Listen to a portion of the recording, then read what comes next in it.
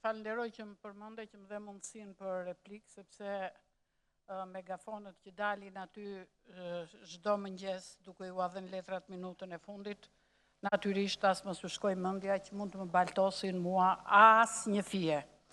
Dhe dua t'ju o them që në fillim, harrojeni se mund të më bëni pis, harrojeni se mund të më intimidoni, duke sajuar histori me tendera dhe do t'i marrë një për një edhe ato që përmendët juve.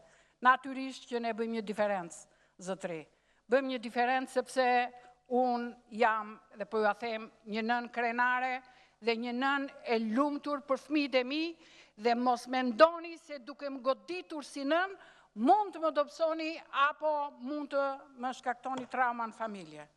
Dua t'ju a them që në fillim se djali im është 48 vjeç. Djali im është 48 vjeç. Ka 20 vjet në biznes. E ka ngritur në kohën tuaj biznesin. Në qoftë se i ke bërë ndonjë privilegj, çau dhe thuaj e këto. E ka ngritur në kohën tuaj. Dhe po them që deri sot s'ka një qindark para publike në punët e Arjan Leskajt. Nuk ka, dhe më nxjerr një letër, që një qindark para publike është përdorur në biznesin e tia. Vetëm ka paguar taksa. Është nga taksa paguesit më të rregullt. Zero para publike në biznesin e tij. Turp, po them turp që i bjet në qaf. Një prindi që e ka vajzën 18 vjeç, një njeriu model, i cili punon për të mbajtur familjen, kur mbeti pa punë, dhe që ka dalë ka shitur në treg, zotri, sepse mbeti pa punë. Çfarë duhet bënte? Të bënte rolin e sekserit si që bëjnë ca të tjerë? Ja, kjo është e vërteta.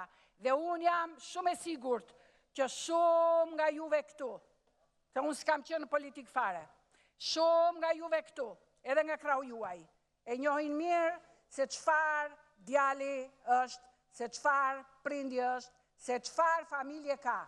Dhe tani le të vim tek akuza që i keni bërë juve.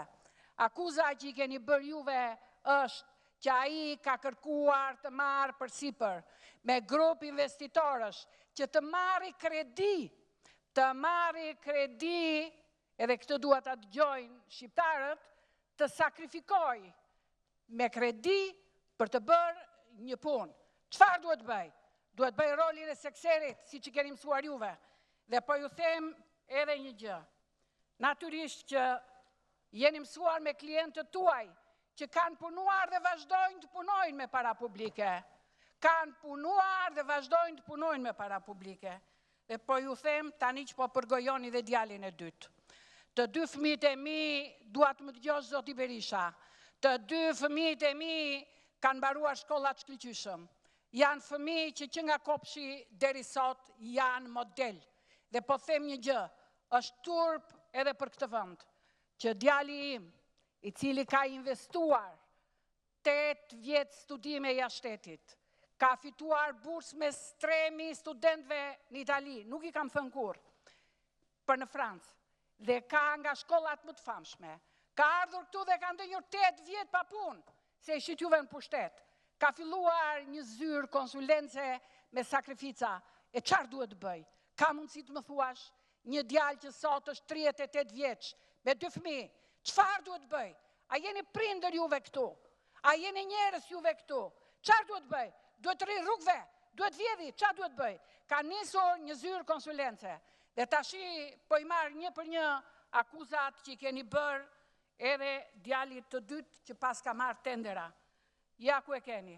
Dhe po ju them që ka aplikuar te Oshja, jo për stres, po janë 20. Kjo nuk ka shumë rëndësi. Ka aplikuar dhe e ka refuzuar, është tërhequr vetë që në tetor. Mere shikojni datën dhe ja vënë në dispozicion gjithë medias. Jo në kohën kur nëzorët juve papagallët aty që të sulmonit një njeri të ndershëm. Dhe ky është, do më thënë, akuza e parë. Atere, ja ku e keni edhe njoftimin në shtyp për anullimin e procedurës. Ja ku e keni, i keni këtu letrat. Dhe po e them edhe këto të fundit që përmendët zoti Berisha. Dhe po i marë me radhë, janë një qik më shumë se sa thatë juve, po i marë një për një, dhe më vjen shumë keq që vjen pa letra këtu. Terminali multimodial i qytetit të Tiranës, Bashkia Tiranë. Projekti është fituar në vitin 2012 dhe përfitues ka qenë Bashkia Tiranë, me në krye Lulzim Bashën. Projekti është financuar nga Bergji, jo nga parat publike, dhe është implementuar në bashkëpunim me shoqërinë Italfer, e cila është pjesë e kurudhave të Italisë. Juve thoni që ja ka dhënë Rama se ndan parat. Ku është Edi Rama, zotri? Ja ku është? O nuk e besoj që Lul Basha ka ndarë parat me djalin tim. Atëre letë kalojmë të kidyti, ke studimi i fizibilitetit, dhe nuk janë para publike. Nuk janë para publike, cilat nuk lejon. Letë kalojmë ke i dyti, studimi i fizibilitetit dhe artimi projektit të detajuar për rehabilitimin e digave dhe të irrigimit kullimit. Ministria e Bujqësisë. Projekti është fituar në vitin 2012 dhe përfitues ka qenë Qeveria Berisha, Ministria e Bujqësisë. Në qoftë se juve i keni ndarë parat me djalin tim, ma thoni, zotri, projekti është financuar, jo nga parat publike, nuk i keni dhënë juve, s'keni faj për këtë. Është financuar nga Banka Botërore dhe është implementuar në bashkëpunim me shoqërinë Mott McDonald, një nga kompanitë më të fuqishme, reputative, ndërkombëtare, kompani konsulente me qëndër në Britani, me një shekull eksperiencë e cila e ka nën kontraktuar djalin tim si konsulent që është i nivelit të lartë për të bërë një punë. Qarë doni? Nuk duhet punoj fare. Qarë duhet bët? Gjobaxhi. Më lejoni t'ju them tjetrën. Shërbime konsulence për inventarin e emetimeve në ajër. Se më dhatë një mundësi të mësoj dhe unë, sepse kuptoni që një djalë 28 vjeç dhe tjetri 38 vjeç, kur fëmijën e madhe kanë 18 vjeç, duhet të vijë çdo ditë te mamaja të raportoj se ku ka hyrë dhe ku ka dalë, po ja po ju a them edhe këtë. Projekti është fituar në vitin 2011 në qeverinë e Partisë Demokratike. Përfitues ishte, një minut, Ministria e Mjedisit. Projekti është financuar nga qeveria italiane, jo nga parat shqiptare, nga, zoti Braçe më falë, nga qeveria italiane. Atere ka qenë pra në konsorcium kompania italiane që e ka nën kontraktuar si konsulent, dakord, është Techno Consulting.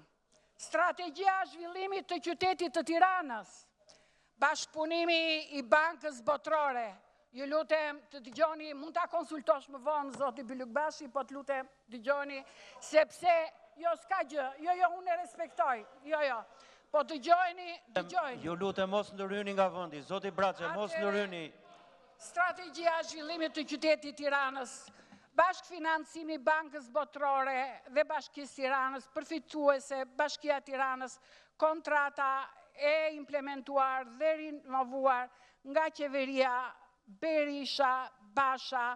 Kompania ka qenë në konsorcium me kompanin Mott McDonald, e cila është, si që thash, në 10 kompanit më të mëdhaja të konsulencës të botës.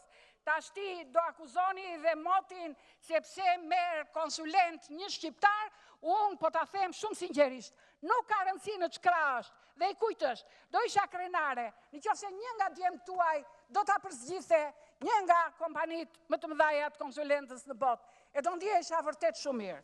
Do ndjesha shumë mirë si shqiptare rreth parë e pastaj si nën, se para se të jemi në politik, jemi njerëz, jemi nëna, jemi baballar, e nuk mund t'u avrisni njerëzve e fëmijët në këtë mënyrë. Dhe po ju them edhe të fundit, projekti masave për parandalimin e përmbytjeve është fituar në vitin 2011, gjatë qeverisjes së PD-s, financimi Bankës Botërore, përfitues Ministria e Brendshme e Bujqësisë, që janë këto kompania Apkons, që ka zgjedhur si konsulent lokal. Dakord? Me kompanin Mott McDonald's, që e thash është kompania në 10 më të mëdhat, që e ka zgjedhur si konsulent.